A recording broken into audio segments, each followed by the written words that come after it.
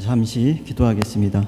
하나님 아버지 감사합니다. 오늘도 저희들에게 주의를 주시고 주님 말씀을 듣게 하시고 그 말씀을 사모하게 하시는 하나님 아버지 감사합니다. 오늘 저희들에게 필요한 말씀을 주시고 그 말씀이 흘러가지 않고 저희들 마음속에 깊이 들어가고 저희들을 역사하는 그런 씨앗이 되도록 주님 역사하여 주시옵소서. 예수님의 이름으로 기도합니다. 아멘. 오늘 읽은 마가복음 말씀, 마지막 주에 저에게 설교를 부탁하셔서 앞으로도 불러주실 줄은 모르겠지만 불러주신다면 계속 마가복음을 하게 될 것 같습니다.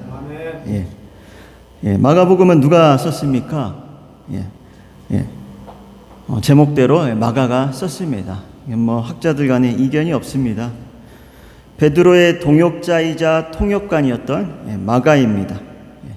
마가는 어떤 사람으로 여러분 알고 계십니까? 성경을 보면 골로새서 4장에 보면 바나바의 사촌으로 바울과 바나바가 예루살렘에서 데리고 온 사람입니다. 1차 선교 여행 때 바울과 바나바를 따라갔으나 중도에 포기하고 버가라는 곳에서 자기 고향 예루살렘으로 돌아갔다고 사도행전 13장 13절에 이렇게 나옵니다. 그가 왜 고향으로 돌아갔는지는 모르겠으나 후에 바울이 2차 전도 여행 때 바나바와 심하게 다투면서 그를 데려가지 않으려고 한 것으로 보아서 정당한 이유가 있었던 것 같지는 않습니다. 그러나 마가는 결국에는 훌륭한 일꾼이 되었습니다. 베드로가 마가를 영적인 아들이라고 불렀습니다. 베드로 전서 5장 13절에 그렇게 나옵니다. 그리고 결국에는 바울도 그를 인정합니다. 디모데 후서 4장 11절에 보면 이런 내용이 나옵니다. 누가만 나와 함께 있느니라 내가 올 때에 마가를 데리고 오라 그가 나의 일에 유익하니라 이렇게 말씀하고 있습니다.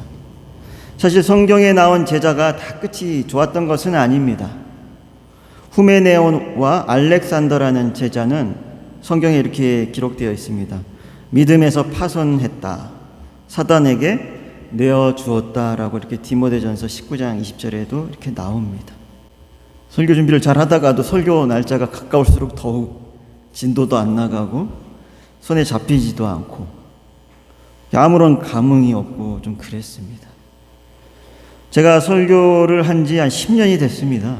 사실 10년 전에는 잘했냐? 그럼 10년 전에도 그렇게 잘하지는 못했고요. 제일 힘든 게 이제 하나님이 나에게 뭔가 전해주라는 그런 확신이 안 느껴지니까 그것이 이제 제일 힘들죠. 사실 설교자에게는 그것만 있으면 그냥 다 풀립니다. 어떤 본문을 하더라도 하나님이 이런 말씀을 주셨구나, 또 이런 감동을 주시구나. 그러면 설교자는 굉장히 힘들지 않지요. 더 기쁘지요. 근데 그게 없으면 정말 어렵습니다. 저도 설교 본문을 중간에 막 바꾸기도 하고 그랬습니다. 사실 요즘에 기도도 많이 하고 그러는데 이러니까 더 절망적인 마음이 들고 그랬습니다. 그래서 어느 정도까지 생각이 들었냐면 맞아 내가 이러니까 그때도 사역을 쉬었지 이런 생각까지 들었습니다. 근데 설교 준비를 하면서 이게 마가의 이력을 보면서 마가도 처음에 이렇게 사역에서 이탈을 했지만 전도 여행 때 자기 맘대로 이렇게 돌아왔죠. 그런데 마가 복음도 기록하고 나중에는 그 베드로와 또 이렇게 싸움을 일으켰던 그런 바울에게도 인정받는 일꾼이 되었듯이 나도 그러면 참 좋겠다라는 그런 소망을 품었습니다. 여기 성도님 중에 강상원 사역자님 저 처음 보셨나요? 저는 옛날에 보니까 청년부 때 온누리 때 봤나 좀 낯이 있기도 하고 그랬어요. 성가대로에서 눈에 있군요.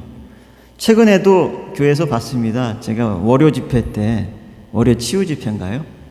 거기를 이제 갔더니 계시더라고요. 네. 찬양으로 섬기고 계신데 저도 이제 치유 집회에 갔죠. 왜 갔을까요? 거기 방언 안수기도 해준다 그래가지고 방언 좀 나도 좀 할까. 그랬습니다. 받았을까요? 못 받았을까요? 못 받았습니다. 아직은 안 열렸습니다. 네, 그렇습니다. 마가복음이 기록되던 시대의 그 고대의 책들은 책의 목적을 밝히는 헌정사나 이렇게 주제를 다루는 말로 시작한다고 합니다. 누가복음과 사도행전은 헌정사가 나오죠. 누가복음 뭐라고 나오죠? 처음에 우리 중에 이루어진 사실에 대하여 데오빌로 각하에게 차례대로 써 보내는 것이 좋을 줄 아노니. 네, 이래서 헌정 받는 사람 나오죠. 데오빌로 각하. 사도행전도 이렇게 시작하죠. 데오빌로여, 내가 먼저 쓴 글에는 무릇 예수께서 행하시며 가르치기를 시작하신부터 그가 택하신 사도들에게 성령으로 명하시고 승천하신 날까지의 일을 기록하였노라 라고 하면서 글의 목적과 이렇게 헌정받는 사람이 나옵니다. 그런데 마가복음은 이 주제를 다루는 말로 바로 시작을 합니다. 마가복음 1장 1절 보면 하나님의 아들 예수 그리스도 복음의 시작이라 라고 이렇게 시작을 합니다. 그래서 마가복음의 주제는 시작입니다. 복음의 시작. 이 시작으로 번역된 단어가 뭐 웬만하면 평신도들도 다 알 수도 있는데 아르케라고 이제 그래요. 이 단어는 이제 시간상의 처음 또는 어떤 일의 기원 또 원리상 처음이라는 그런 두 가지 뜻을 가질 수 있습니다. 근데 이제 마가복음 1장 1절에서의 이 아르카는 두 번째 후자의 의미인데 원리상 처음이라는 뜻이 됩니다. 하나님의 아들 예수 그리스도 복음의 시작이라. 그래서 하나님의 아들인 예수님의 등장이 복음의 시작이다라는 것입니다. 태초에 말씀이 계셨는데 그 말씀이 역사에 등장하는 것, 그것이 복음의 시작이다라는 것입니다. 그 복음은 예수 그리스도의 복음이다. 그럼 그리스도가 또 무슨 뜻인가? 뭐 웬만한 분들은 다 알고 계신 분도 많을 겁니다. 헬라어의 그리스도를 음역한 것이 히브리어 단어에는 메시아와 거의 같은 단어입니다. 정확하게 읽으면 메시아흐라고 합니다. 근데 이제 메시아 그러죠. 그래서 메시아는 그리스도와 거의 같은 뜻이다라고 생각하시면 되겠습니다. 메시아라는 말은 그럼 또 무슨 말이냐? 본래는 그 기름 부음을 받은 자라는 가리키는 일반적인 용어입니다. 기름 부음을 받는 자는 또 누굽니까? 구약에 보면 왕이나 제사장이죠. 그런데 지금 본문에는 왕이나 제사장으로 등장하지 않죠, 그리스도가. 그런데 이렇게 왕이나 제사장이랑 상관없이 이렇게 독립적으로 이렇게 사용된다면 그건 원래 의미보다 더 독특한 의미를 가진다고 말할 수 있습니다. 왕이나 대사장보다 더 독특한 사람이라는 것이죠. 왕이나 대사장도 아닌데 대제사장도 아닌데 기름을 받았다. 이런 의미입니다. 마치 멜기세덱의 반차를 따른 그런 족보 없이 혜성같이 나타난 분의 느낌을 이제 그 마가복음을 읽는 사람은 그때 그 당시 사람은 그걸 느꼈던 것이죠. 예수는 그리스도다라는 말을 그럼 특별한 사람인가 보다라고 그 당시 유대인들은 느꼈을 것입니다. 학자 허타도라는 사람이 이것을 이렇게 정리를 했는데 메시아는 그리스도와 같은 뜻이라고 했죠. 신약 시대에 와서는 구원자 왕으로서 이스라엘을 구원하고 세상에 공의를 세우기 위해 하나님께서 보내시리라 기대된 자를 가르치게 되었다라고 이렇게 정리를 했습니다. 우리말로 쉽게 얘기하면 그냥 구세주라는 얘기입니다. 그리스도는 그냥 구세주다. 그 말인 것이죠. 그럼 그 당시 유대인들은 메시아, 즉 그리스도를 어떻게 기대하고 있었는지 한번 보겠습니다. 1세기 이제 유대 문헌, 그 당시 유대인들이 썼던 것 중에 뭐 에스라 사서라는 책이 있는데 거기에 이제 메시아는 어떤 사람인지 이렇게 나옵니다. 그 사람은 이스라엘을 구원하고 이방인들을 멸하는 군사적 영웅으로 그렇게 기대되고 있습니다. 그 당시 또 솔로몬 시편이라는 그 랍비 문헌에는 메시아를 다윗의 자손, 다윗의 후손이라고 이렇게 표현하고 있습니다. 한마디로 다윗의 왕국을 회복시킬 그런 사람이다. 다윗의 왕국을 이제 회복하니까 그 사람은 이제 다윗의 후손이라고 이름을 하는 것이죠.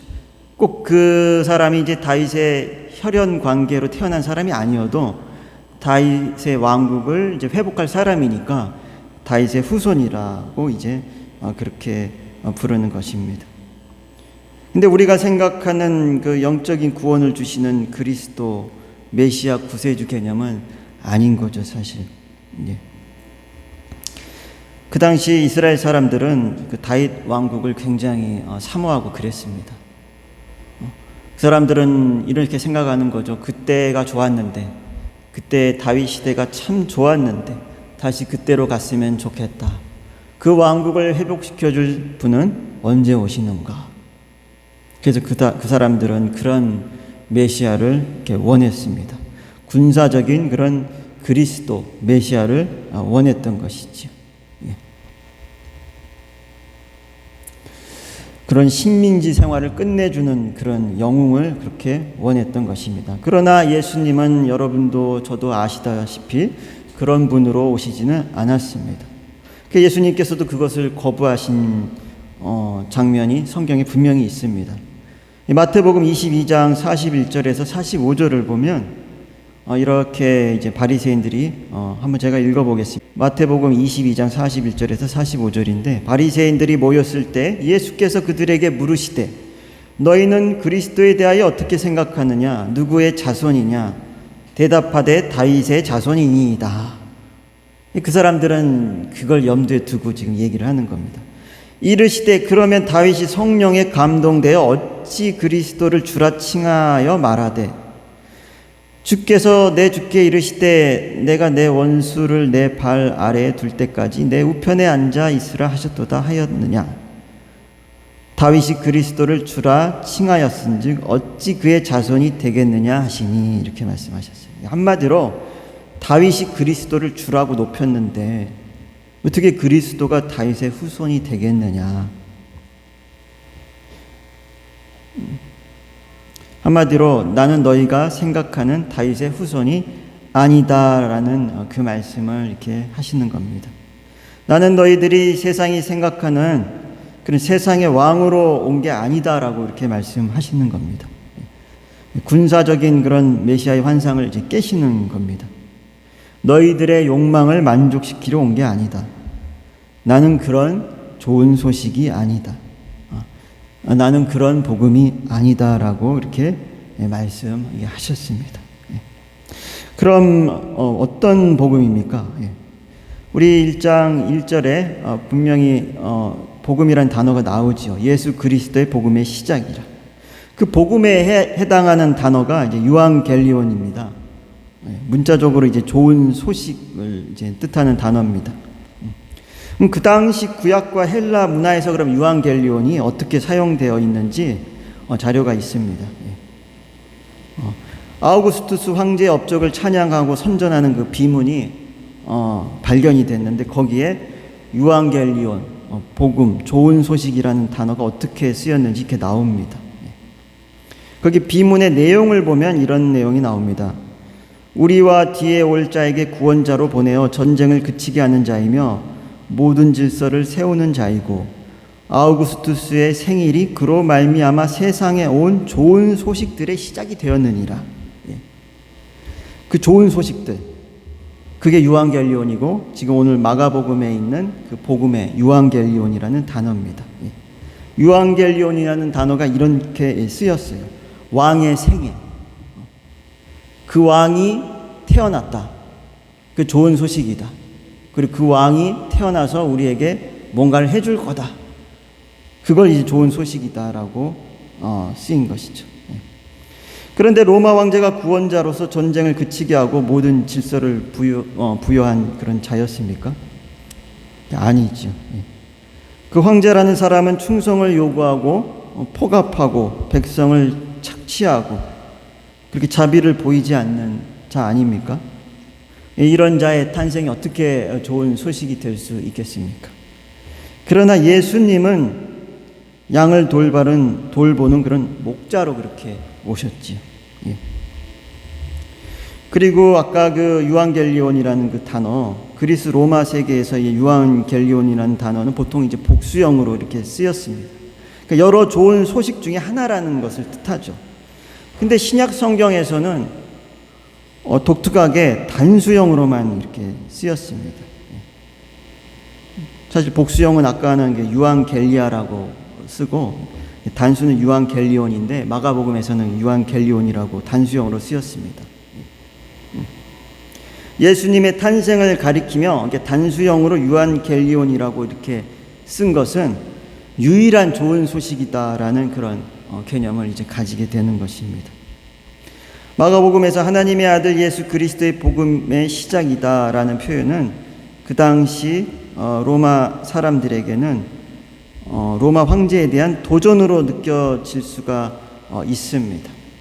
1장에서도 분명히 얘기해서 하나님의 아들이라고 분명히 얘기를 하죠. 처음부터.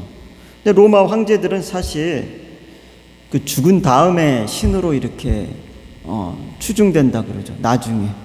그러나 마가복음에서는 처음부터 하나님의 아들이다라고 이렇게 분명히 밝히면서 황제와도 분명히 다른 분이다라는 것을 보여주고 있습니다.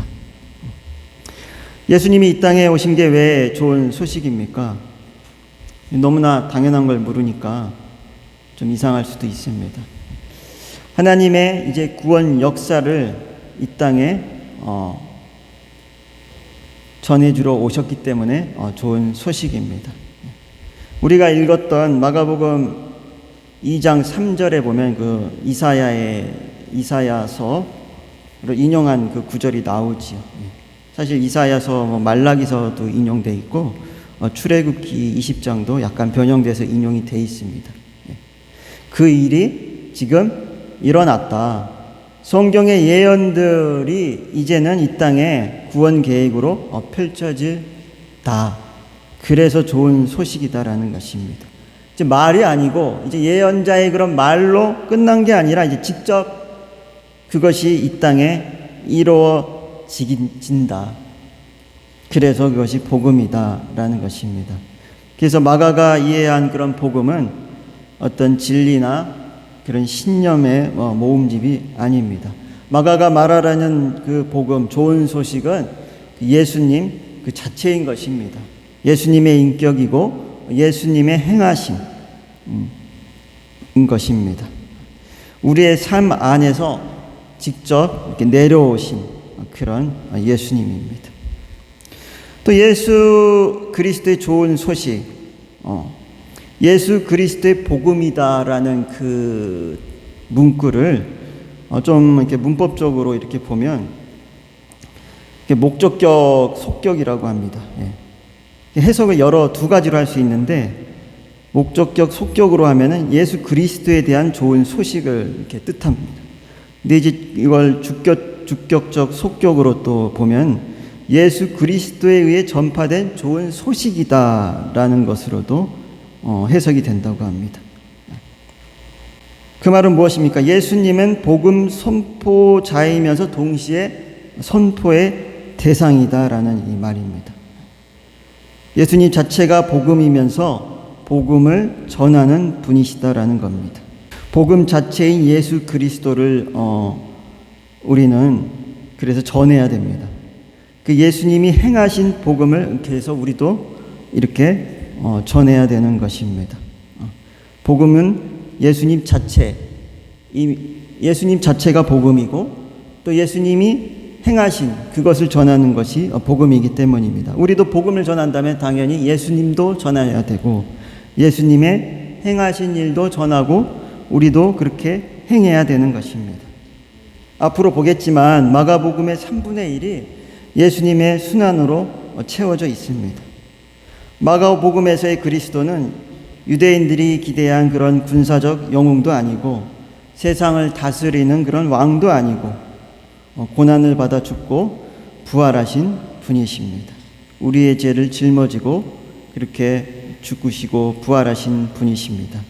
우리가 그리스도의 복음을 전한다는 것은 고난을 받고 죽고 부활하신 그 예수님을 전하는 것이고, 우리가 그것을 또 보여줘야 된다는 것입니다. 그걸 세상 사람들에게 보여줘야 한다는 부담을 우리는 가져야 된다는 것입니다. 좋은 소식, 세상의 권력자의 탄생이 우리에게 좋은 소식이 될 수 없습니다. 왜냐하면 그 세상 사람 그 누구도 나를 구원하지 못하기 때문입니다. 그리고 세상의 그 누구도 나에게 평화를 주지 못합니다. 내 문제에서 구원해 주지 못합니다. 예수님만이 나에게 좋은 소식인 것입니다. 예수님이 이 땅에 오셔서 직접 이렇게 하나님의 나라를 이루어 주셨습니다. 그것을 기록한 것이 마가복음입니다. 우리도 말로만 그렇게 복음을 부르짖을 것이 아니라 행동으로 복음을 보여줘야 될 것입니다. 예수님 자체가 복음이다. 사실 이 말씀은 굉장히 부담스러운 것입니다. 저도 부담스러운 것이에요. 그 말이 무엇이냐? 예수님만으로 만족하냐라는 그 말이기도 합니다. 왜냐하면 예수님 자체가 복음이거든. 어떤 제가 설교를 들었는데 참 마음에 찔림이 있었어요. 여호와는 나의 목자시니 내게 부족함이 없다. 이걸 설교인데 너무나 흔한 말씀이고, 그렇죠? 비신자들도 다 알고 있는 그런 성경 말씀입니다. 근데 우리는 이걸 사실 암송하거나 생각하면서 우리는 뭘 생각합니까?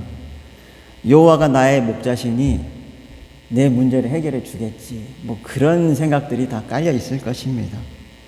그런데 문장을 그대로 한번 봐보십시오. 여호와는 나의 목자시니 부족함이 없다는 겁니다. 그냥 여호와는 나의 목자고 그것 때문에 부족함이 없다라는 거예요.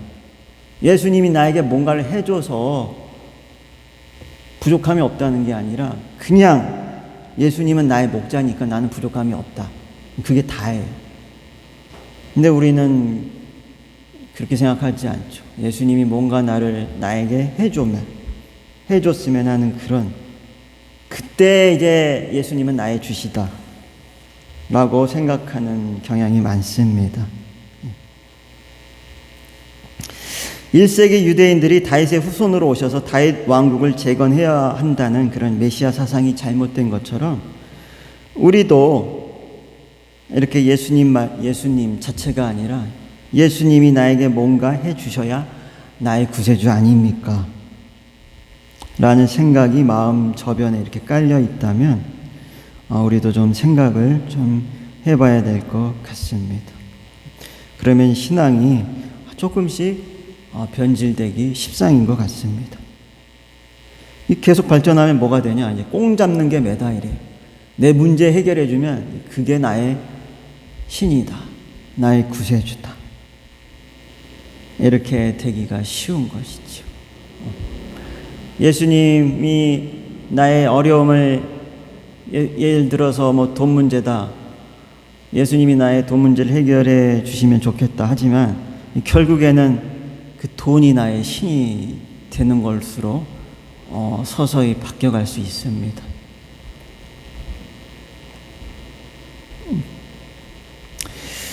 제가 10년 전의 일이 생각이 납니다. 아까 10년 전에 제가 뭐라 그랬죠? 사역을 좀 내려놓을 때라 그랬죠. 그때 이제 얼마나 답답했겠습니까? 저도. 그래서 이제 소위 예언도 좀 해주고 그런 어떤 이제 집회를 좀 갔어요. 장신대 출신인데 그분도 7시간 성경 통독하는 분이었어요. 구리에 이제 있는데 저도 구리에 사니까 좀 가깝기도 하고 2박 3일이고 해서 이제 갔어요. 그래서 뭐 예언도 해주고 뭐 해서 첫째 날은 이제 뭐 말도 안 하고 뭐 예언해 주니까 내가 뭐 기억도 안 나가지고 기억도 안 났어요. 이 두 번째 날에 또 그런 거 하길래 제가 이제 기도 받으려고 했더니 아니 어제 해줬잖아 그러잖아요. 그래서 난 기억 안 난다고 다시 해달라고 그랬더니 피곤하고 이제 뭐 이 집회도 한 3일 하니까 피곤하고 그랬나 봐요. 그러더니 이제 뭐 좀 기도해 주다가 갑자기 뭐라 그러냐면 좀 짜증스럽게 그런 거야. 너는 나 하나로 만족 못하냐? 약간 사이비송 같긴 했어요. 그분이 뭐 해줬던 예언 다 안 맞았어요, 사실은. 근데 사이비여도 하나님은 역사하시니까 그 말은 기억이 지금도 남는 거예요. 너는 나 하나로 만족 못하냐? 예수 그리스도가 복음입니다. 예수 그리스도 자체가 저에게 복음이어야 되고, 여러분들에게도 예수님만 생각하면 이렇게 마음이 위안이 되고 그래야 됩니다. 저도 아직도 그 10년 전에 그 테스트가 지금은 통과했냐?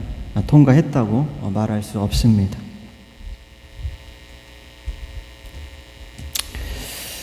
네. 예수라는 그 이름, 여호수아는 헬라어 형태로 1세기에 참 흔한 이름이었어요. 여호수아는 이제 히브리어잖아요. 그걸 이제 헬라어로 예수. 예수 뜻이 뭡니까? 구원자라는 뜻이지요. 사실 그때 굉장히 흔한 이름이었다고 합니다. 예수라는 이름도. 대제사장 12명 중에 4명이 예수래요. 여호수아래요. 여호수아. 여호수아인지 예수인지. 여호수아. 그런데 정말 그때 그 구원자라는 그 이름값을 하러 한 사람은 예수님밖에 없는 거죠. 이름만 그냥 다 예수인 거죠. 어떤 목사님이 그런 얘기 하더라고요. 자기 이름이 요한인데 자기는 어릴 때 참 힘들었다, 이름 때문에. 이름만 들어도 벌써 교회 다니는 거 다 알잖아요. 그런데 교회 다니는 사람처럼 행동하기엔 너무 힘들죠. 어린 아이가 초등학교인데 너 요한인데 뭐 교회 다니는데 너 왜 이러냐? 그러니까 우리는 이제 예수 그리스도로 믿는 사람을 뭐라고 합니까? 그리스도인이라 그러잖아요. 그러니까 우리도 그리스도인의 그런 이름값을 이렇게 하면서 살아야겠지요. 복음을 전하는 그런 그리스도인이 되어야 될 줄로 믿습니다. 바울도 이 복음에 대해서 빌립보 교인들에게 빌립보서 1장 27절에 이렇게 얘기합니다. 그리스도의 복음에 합당하게 살라, 이렇게 얘기를 했어요. 그래서 복음은 그냥 이론이 아니지요. 예수님에 대한 그런 이야기를 사실 복음이라 그러죠. 신학교에서 다 그렇게 얘기를 하죠. 복음이 뭐냐 그러면 예수님에 대한 이야기, 그렇죠. 그러나 실제는 그것을 뛰어넘지요. 그리스도인이 살아가야 하는 그런 방식과 그런 정신과 그런 기준이고 그런 실천입니다. 그것이 복음이어야 합니다. 그래서 우리에게 어떻게 보면 임무처럼 그렇게 주어진 것입니다. 그래서 그림의 똑같은 얘기가 되어서는 안 되는 것입니다. 좋은 소식이긴 한데 나에겐 온전한 변화를 주지 못하네, 뭐 이런 소리를 들으면 안 되는 것이지요. 그러면 좋은 소식이 아니고 나쁜 소식이 것이지요. 처음에 마가에 대해서 잠깐 얘기를 했습니다. 마가복음이 기록된 시기가 로마의 그런 화재가 발생하고 로마 도시가 잿더미로 변한 사건이 있던 바로 그때입니다. 여러분이 잘 아시는 네로 황제가 화재를 일으켰다는 그런 소문이 떠돌던 때였습니다. 그 일로 이제 원망을 듣게 된 네로가 이제 그 비난의 화살을 기독교인에게 돌렸던 그런 때지요. 그래서 네로는 로마와 이탈리아에 살고 있는 이제 기독교인들을 잔혹하게 이렇게 박해를 가했어요. 그래서 이제 그때는 이제 순교의 위험에 이제 직면했을 이제 그때입니다. 이런 상황에서 마가는 언제 죽을지도 모르는 그런 위험 앞에서 두려워하는 기독교인들에게, 로마에 있는 그런 공동체에게 그 연약해진 신앙을 지적하고 믿음의 회복을 이렇게 촉구하기 위해서 마가복음을 기록했습니다. 마가는 아까 말씀드린 대로 도망자였어요. 사역을 이탈했던 그런 자였습니다. 근데 결국에는 이렇게 귀한 일꾼이 됐습니다. 그 위험한 그 로마, 그 핍박받고 순교당할지 모르는 그 로마에서 베드로의 통역을 하면서 사역을 함으로써 인생을 복음의 사역자로 이렇게 마친 것이지요. 결국에는 그리스도의 복음을 전하는 자가 되었습니다. 처음에는 전도 여행에서 그렇게 이탈한 자였지만 결국에는 이렇게 마가복음을 기록해서 저희들에게 전해준 그런 귀한 사역자가 됐습니다. 그래서 저도 한번 생각을 해봅니다. 나도 이제 복음에서 이탈한 것이 있나? 나도 마가처럼 다시 그런 귀한 일꾼이 되어야겠다. 그런 생각을 해봅니다. 여러분도 또 사역을 하고 있고 또 사역의 길을 가고 계시고 있습니다. 마음 안으로는 혹시 복음에서 이탈한 것이 있는가? 그런 것들 한번 생각해 보시면 좋을 것 같습니다. 저희도 이 설교를 준비하면서 많이 은혜를 받았습니다. 마가의 인생을 보면서 다시 복음을 전하는 자로 살아야겠다라는 그런 다짐을 해봅니다. 기도하겠습니다. 하나님 아버지 감사합니다. 오늘 저희 마가복음 1장 1절 말씀 저희들 봤습니다. 참으로 짧은 구절이지만 하나님의 아들 예수 그리스도의 복음의 시작이라 계속 음미하면 음미할수록 저희들에게 귀한 깨달음을 줍니다. 또 이 말씀을 이번 주에 하가다 말씀으로 이렇게 정했으니 저희들이 이 말씀을 계속 읊조리면서 정말 예수 그리스도가 나의 복음이고 그리고 그것으로 나는 다시 시작할 수 있다라는 것을 저희들 마음 깊이 소망하는 그런 한 주가 되도록 주여 인도하여 주시옵소서. 예수님의 이름으로 기도합니다. 아멘.